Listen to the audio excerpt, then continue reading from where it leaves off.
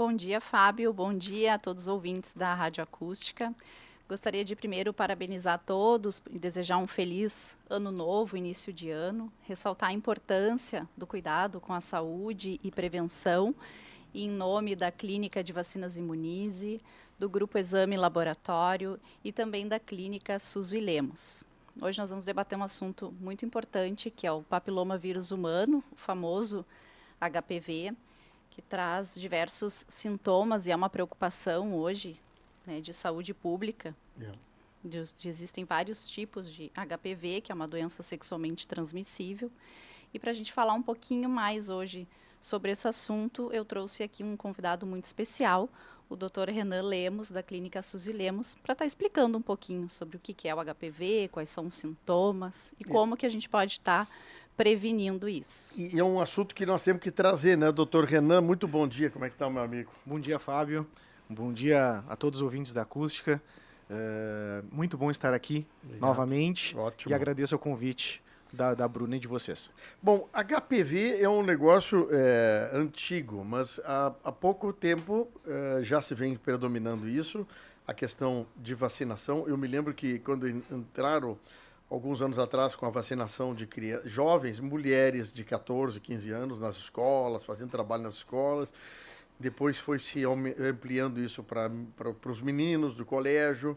Mas é um assunto recorrente e o senhor está me falando agora no break que o número é impressionante de pessoas que estão contaminadas com HPV. Exato, Fábio. Existem aí alguns estudos que mostram que em torno de 80% da população já teve contato com HPV ou tem o HPV, tá? Então é uma alta taxa. Por que né? você fala teve contato com o HPV, ele sai, ele é tratado? Como é que Sim, ele, na maior parte das pessoas, como ele tem uma fácil taxa de contaminação, o teu próprio corpo ele consegue, uma série de vezes, consegue colocar para fora, consegue tratar né, a tua própria imunidade. Né? Então tu teve contato com o vírus, né, e tu conseguiu eliminar ele. Certo? Essa marca fica no corpo da gente? Não fica. Não fica. Não fica, né? Tu fica com a imunidade, né? Sim. Mas não é a maior parte. A maior parte não quer dizer que se eu tive, eu não posso ter de novo. Isto. 80% da população... Até porque tem os subtipos, né, Fábio? Sim, né? Sim, aí tem as variantes. Isso, então quando a gente tem muitos subtipos, a gente não consegue nem dar nome, a gente dá número, né? Então hoje existem 150 subtipos de HPV, então tu pode ter contaminado pelos tipos 5, 8, 10, mas tu pode ter outros se tu seguir não se prevenindo, né? Como é que eu sei que eu tenho HPV? Tem sintoma? Da maior parte das vezes, a doença ela é assintomática, né? Nos homens, né? E aí como urologista a gente pode falar um pouquinho melhor, geralmente o paciente ele vai ter verrugas, tá? Verrugas anogenitais, certo? Então, como tem uma contaminação principalmente sexualmente transmissível, né? Então, na área genital, tá? Mas, por exemplo, tu pode ter na área do pubis, na área das coxas, na área da bolsa escrotal, mesmo sem ter a relação sexual. Que tipo de verrugas são essas? Assim, com cor, sem cor, pequenininhas? Elas iniciam pequenas, tá? Geralmente elas são da cor da pele e geralmente quando elas começam a crescer elas têm uma cor um pouco mais avermelhada. Mas é difícil porque elas são pequenas, né? E depois, quando elas se juntam e começam a ficar muito grandes, que a gente chama de condiloma, aí elas têm uma coloração já mais um pouco amarronada, um pouco mais bege. Né?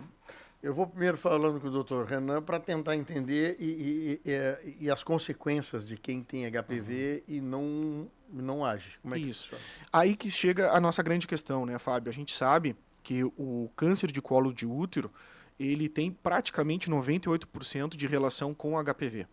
Tá? O câncer de colo de útero, então a gente está falando da mulher, né?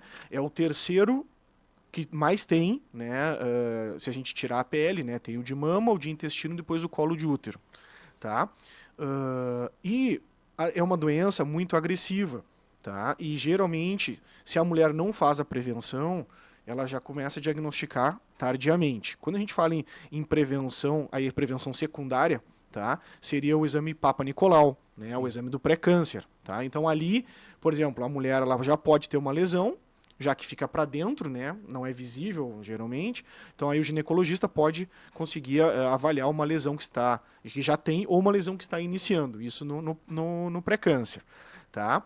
Que são as lesões pré-cursoras. Sim. Ou já, infelizmente, já tem o tumor, né? E podemos dizer que tem idade para... A partir de que idade uma mulher faz o exame, pode fazer o exame Papa Nicolau? Isso, claro, é muito a recomendação da questão do gineco, né? Mas Sim. geralmente já se recomenda a partir do início da relação sexual, Sim. tá? Porque a partir do início da relação sexual tu já tem o risco de ter contaminações, E né? aí é o momento de tu ter, no caso, se tu pode e deve, a vacina. Exatamente. Por que aí a gente precisa chegar na questão da vacina, Fábio?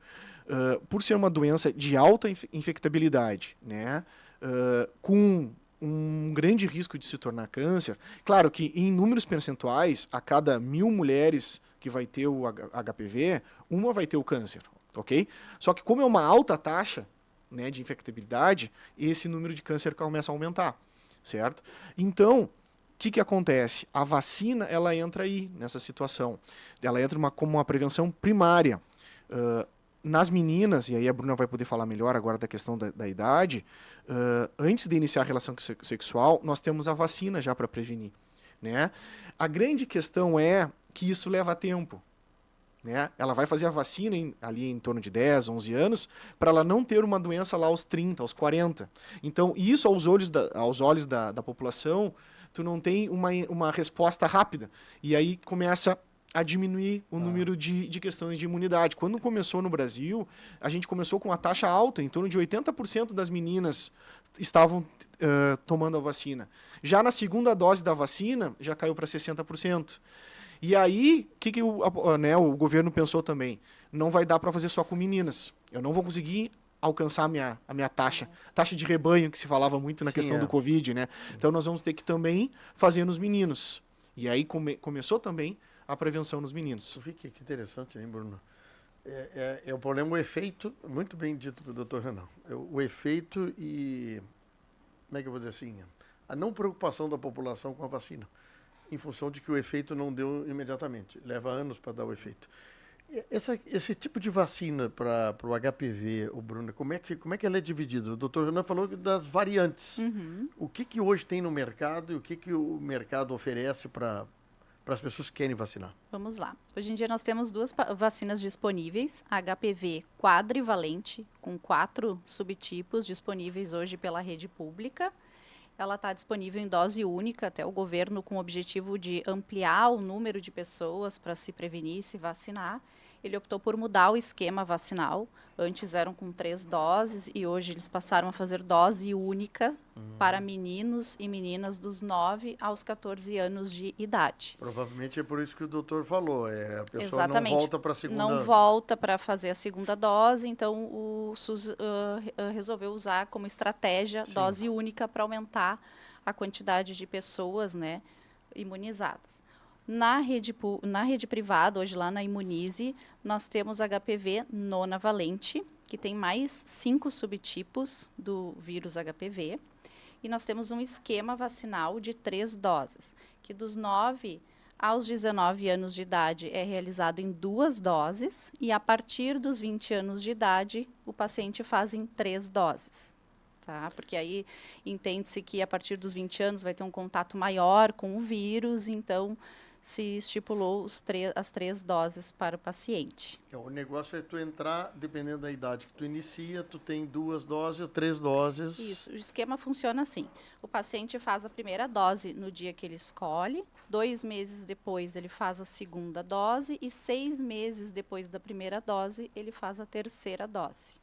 Interessante isso aí. É. A partir de que idade a Clínica Imunize está vacinando? A vacina ela é indicada para as pessoas, para meninos e meninas dos 9 até os 45 anos de idade.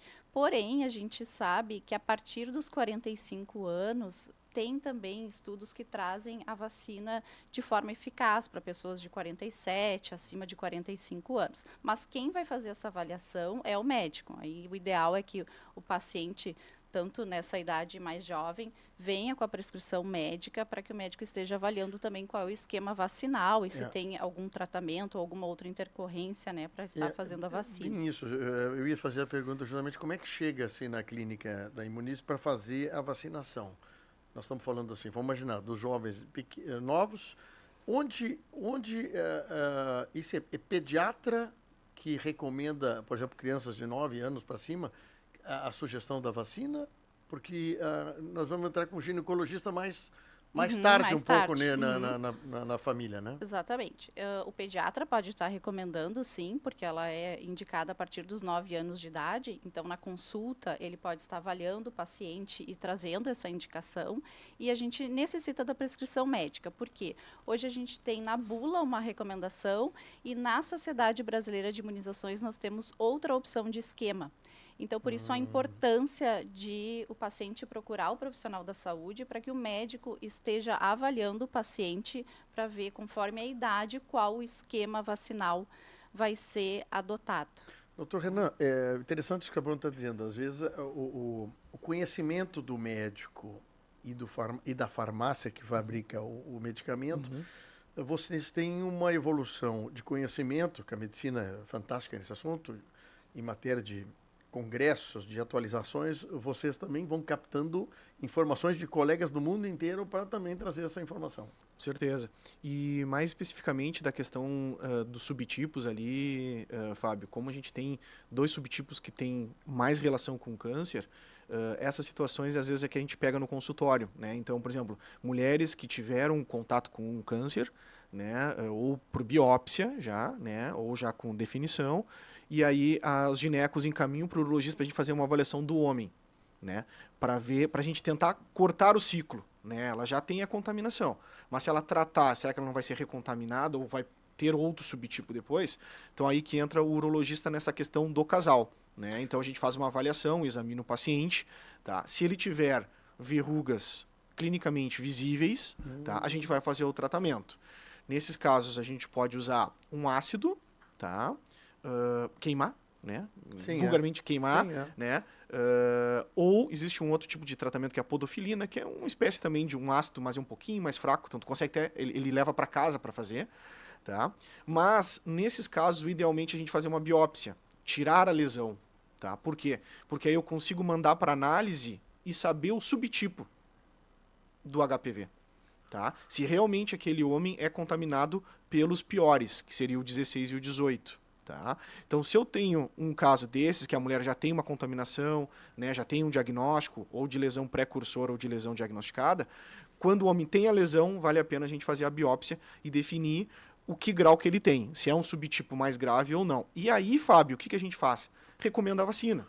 Porque aqui a gente está pegando os pacientes em torno de 30, 35 anos, que não tinha o calendário vacinal específico. Pois é, isso que eu ia dizer. Então, nesses casos, o homem que teve contato com a parceira já com diagnóstico, ou a mulher não tem, mas ele tem, a gente recomenda a vacina. Por quê? Porque ele vai proteger desses subtipos piores, tá? E vai proteger provavelmente também a esposa, certo? Claro que aquele subtipo que ele teve, ele pode ter de novo. A vacina não vai proteger naquela situação, mas para os outros subtipos ela vai ter esse poder. Interessante isso, né? Doutor Renan está falando sobre isso. A pessoa que já está com uns 40 e poucos anos, esse esquema vacinal ainda não tinha entrado.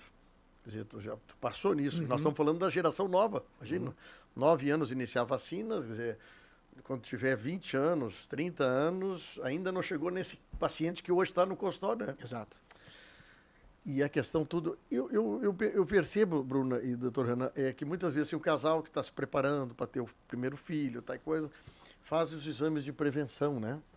A mulher faz, como também o homem faz, para tentar identificar se tem algum tipo de problema, alguma doença, alguma coisa, para que, quando haja concepção, não haja nenhum problema no nenê que vem aí.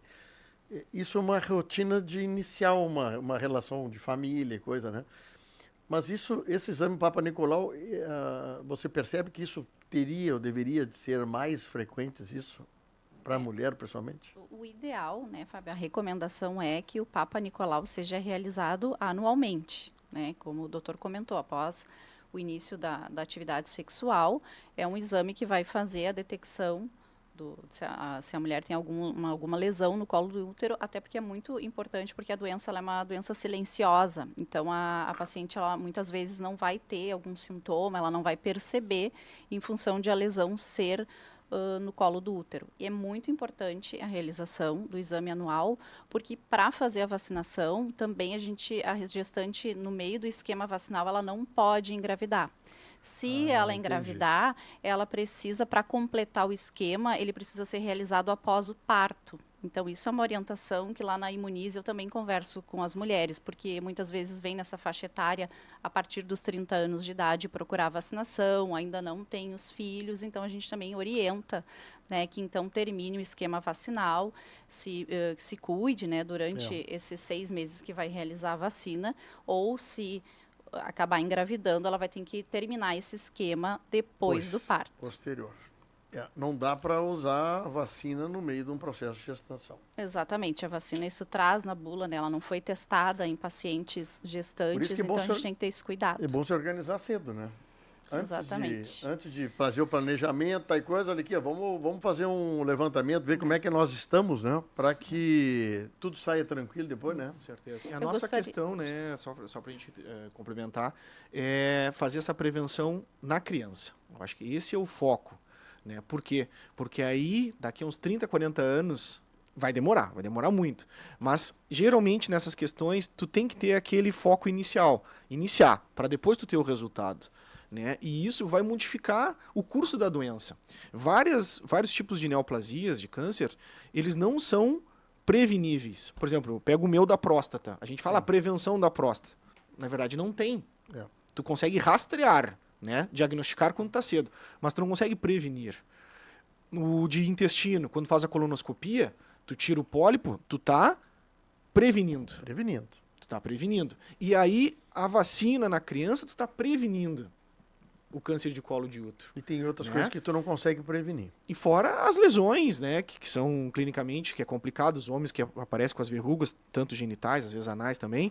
Então, isso é o que vai fazer a diferença no mundo futuramente, mas a gente precisa iniciar e precisa ter um foco na parte de propaganda, né, televisão, rádio, equipes de imunização, né, e para esses casos que os pacientes têm sintomas ou desejam também se proteger, eles podem procurar, fora da idade, procurar as clínicas de vacina particulares. Né? Bruna, só para terminar então, mães e pais estão nos ouvindo. Crianças, direto no pediatra sobre avaliação ou não de fazer a vacina do HPV. É Exatamente. Isso? Pediatra. Exatamente. As meninas que já estão lá nos seus 14, 15 anos, poderá iniciar o processo sexual, aí ginecologia. Exatamente. Se a menina já tem o costume, né, já está numa idade de ir ao ginecologista, ela já pode estar conversando com ele ou com ela e fazer essa avaliação do profissional.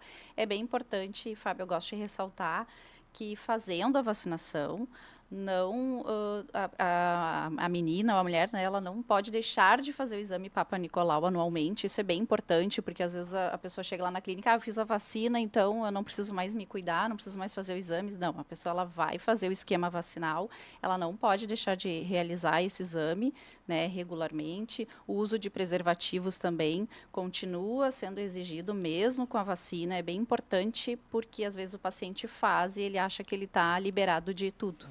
E os meninos, o doutor Renan, a partir de quando os meninos precisariam ou deveriam de ir no urologista? Pois é, Fábio, essa é uma ótima pergunta. Pois a gente não tem uma resposta específica, né? A Sociedade de Urologia, na verdade, recomenda que se faça uma avaliação na pré-adolescência, tá? Claro, se ele tiver algum sintoma antes, obviamente vai ser procurado. Mas na pré-adolescência, que seria mais ou menos a idade do início da relação sexual, um pouquinho antes talvez, para tu já fazer um exame físico, analisar os órgãos, pelos, né, ver como é que está o crescimento da parte genital e já iniciar algum certo tipo de conversa sobre o uso de preservativo, né, sobre a própria indicação da vacina, tu orientar os pais. Né? A grande questão, Fábio, é que quando a gente fala nessa idade sobre coisas sexuais, existe a sensação que tu tá querendo que a pessoa faça. Acelerar. Né? Acelerar o processo, né? E isso é um dos grandes, vamos dizer assim, grandes obstáculos para as mães e os pais levarem as crianças para fazer a vacina. Ah, por que eu vou levar alguém de 10 anos para fazer uma vacina que é sexualmente transmissível? Se eu contar isso para o meu filho, provavelmente ele vai querer ter, né? Ou vou apressar. Né? Então, essa questão cultural, né, tem que ser bem conversada e bem explicado. Mas, na verdade, é proteção. É proteção. Tá certo. Por isso que a gente convida aqui a Bruna e o Dr. Renan para bater um papo conosco aqui. Se a gente conseguir, pelo menos, incutir alguma coisa, já valeu a pena. É isso, Bruna? É isso. Gostaria de deixar aqui os nossos contatos, né, da Clínica Imunize. Todos que tiverem dúvidas e quiserem conversar um pouco mais sobre o assunto, eu sou disponível. O nosso número de WhatsApp é o 51997805310 e também através do nosso outro canal de atendimento, o Instagram, @imunizecamaquã. Nós estamos sempre disponíveis a atender. Nós temos a vacina disponível já para quem quiser e hoje está lá atualizando o seu cartão de vacinas. A gente faz toda uma análise com o paciente, essa análise é gratuita, pode entrar, nos chamar no WhatsApp.